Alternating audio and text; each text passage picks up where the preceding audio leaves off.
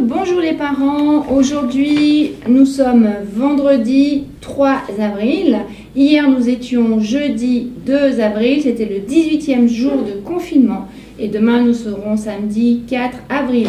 Donc étant donné qu'hier nous étions le 18e jour de confinement, aujourd'hui nous sommes le 19e. Donc j'écris 19, d'abord un 1 puis un 9. 19 et je vais rajouter un cure-dent. Donc vous vous rappelez, 18 c'était une dizaine et 8 unités. Donc aujourd'hui je rajoute un cure-dent. Nous allons avoir donc 19, une dizaine, 10, 9, une dizaine et 9 unités. 1, 2, 3, 4, 5, 6, 7, 8 et 9. 9 unités. Donc 19 jours de confinement. Aujourd'hui, le vendredi, c'est le jour de la chorale. Donc je vais vous raconter une petite histoire où on chante Les deux grenouilles à grande bouche de Pierre Delaille et Cécile Udrizier.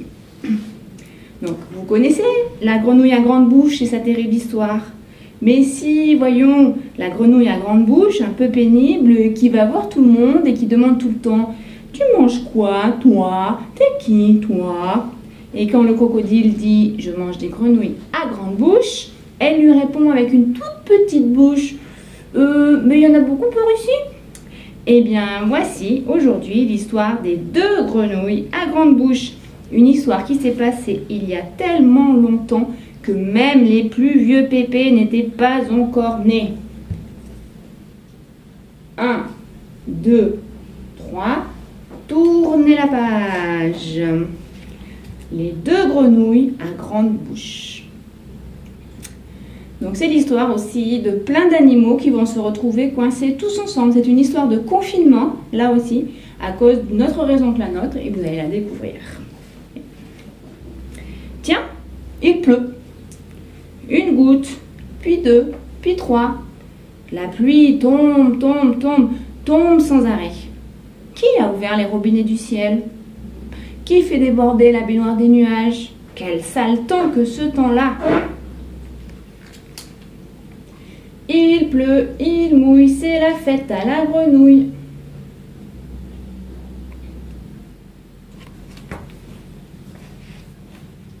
Ça continue et ça n'en finit plus. Il trempe, il flotte, il pleut à verse. Et voilà que les rivières sortent de leur lit et que les lacs deviennent des mers. Oh, quel déluge, quelle catastrophe!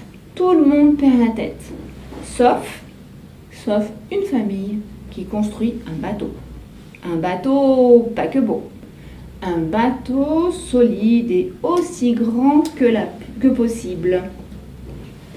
Chantons sous la pluie, nous chantons sous la pluie. Je ne connais pas la suite. Hein. La, la, la, la.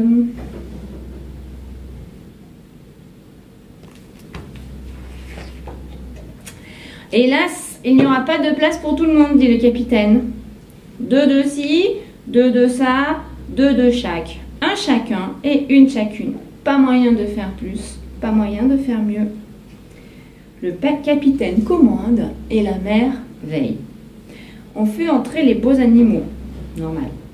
On fait entrer les terribles, pas le choix. On fait entrer les pénibles, c'est ainsi. Et on fait entrer les pires. Oh non, pas elle, pas les deux grenouilles à grande bouche. Et si.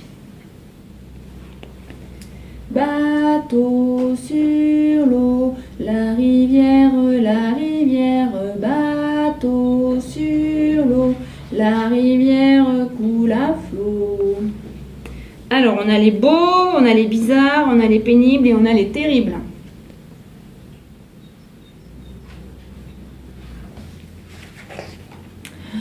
Dès le début sur le bateau, c'est la galère. Tout le monde est serré. Personne n'a choisi ses voisins.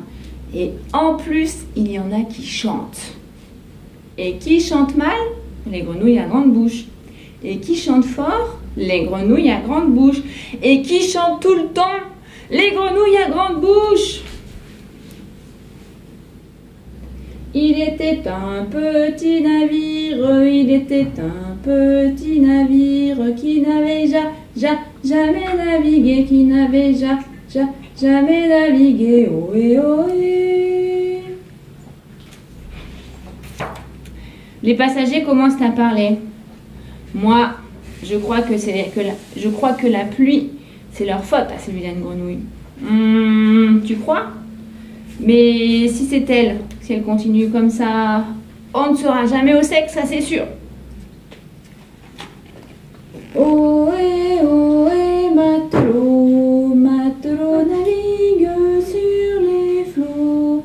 Ohé, ohé, matelot, matelot navigue sur les flots. Cela fait 240 jours et 240 nuits que tout le monde est enfermé sur le bateau. Bon, rassurez-vous, nous, ça va durer moins longtemps parce que 240 jours, c'est pas possible. Autour de l'eau, rien que de l'eau. Beaucoup trop d'eau. Les passagers ont de plus en plus de mal à se supporter. Les hiboux font passer des nuits blanches à ceux qui leur font passer des jours noirs. Les carnassiers donnent des angoisses aux herbivores. Et tout le monde se relaie pour surveiller les termites.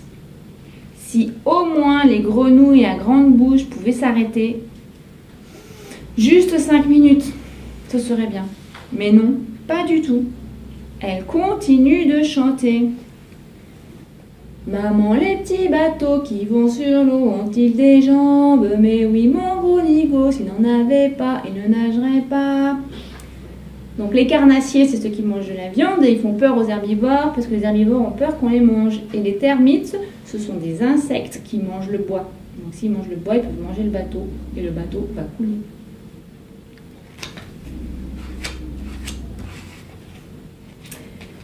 À la surface du pays des poissons, tout le monde divague. Il faut que ça s'arrête.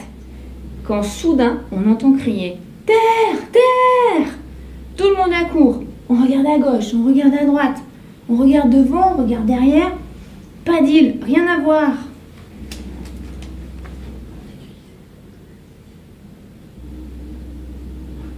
Sauf...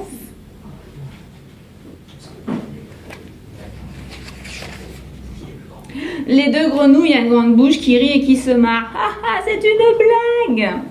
Les animaux regardent méchamment les deux grenouilles. Même pas vrai, même pas rigolo. Et ils retournent ruminer dans leur coin.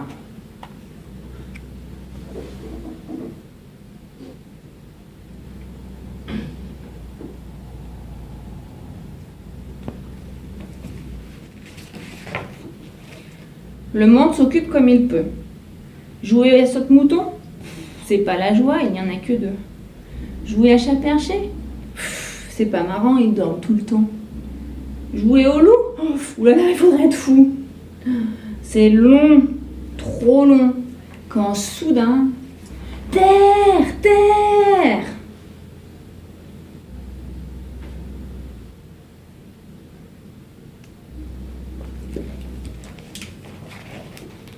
Tout le monde accourt, on regarde à bâbord, on regarde à tribord, et on regarde vers la proue, on regarde vers la poupe. Il n'y a toujours rien à voir. Sauf les deux grenouilles à grande bouche qui se gondolent et qui rigolent. C'est une blague! C'est une blague! Maintenant, vous arrêtez les batraciens, dit le capitaine. Sinon, la prochaine fois, ça va chauffer. Vous avez ma parole.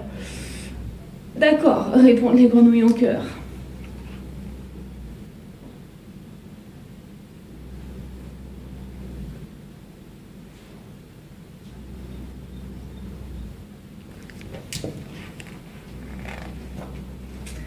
Les passagers ont à peine le temps de se calmer que l'on entend à nouveau « Terre! Terre !»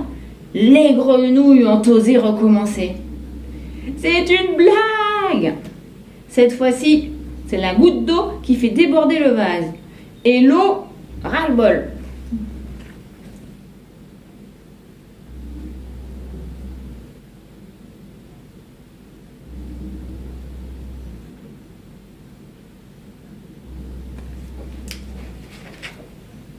Le capitaine s'avance.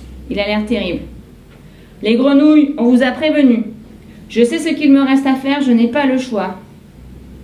Les grenouilles deviennent vert pâle. Quoi? Pour que la terre ressorte la tête de l'eau, on va faire un sacrifice. Tous les animaux sourient et chantent en chœur. On va faire un sacrifice, on va faire un sacrifice. Quoi? Oui, continue le capitaine en sortant son sabre d'abordage. J'en suis sûre maintenant, c'est ça qu'il faut faire. On va zigouiller quelqu'un. Quelqu'un de vert. Quelqu'un qui a une grande bouche. Et pour être sûr, on va liquider la paire.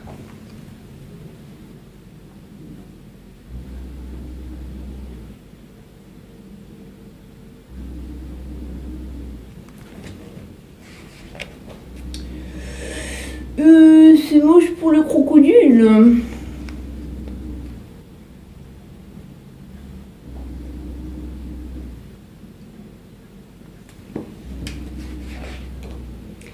En entendant ça, les crocodiles sursautent et se mettent à pleurer. Heureusement, à ce moment-là, on a entendu la vigie crier « Terre, terre, la terre a refait surface !» Et cette fois-ci, c'est vrai. Tout le monde va enfin pouvoir descendre et retrouver sa place sur terre. Depuis, les crocodiles ont les nerfs fragiles et pleurent pour un rien. C'est bien connu. Ils ont aussi gardé une dent contre les grenouilles à grande bouche. Maintenant, vous savez pourquoi. Et les grenouilles à grande bouche, elles continuent de plus belle, toujours prêtes à casser les orteils et les oreilles. Elles chantent. Ah, les crococos, les crocrocos, les crocodiles, sur les bords du Nil, ils sont partis, n'en parlons plus. Ah, les crococos, les crococos, les crocodiles, sur les bords du Nil, ils sont partis, n'en parlons plus.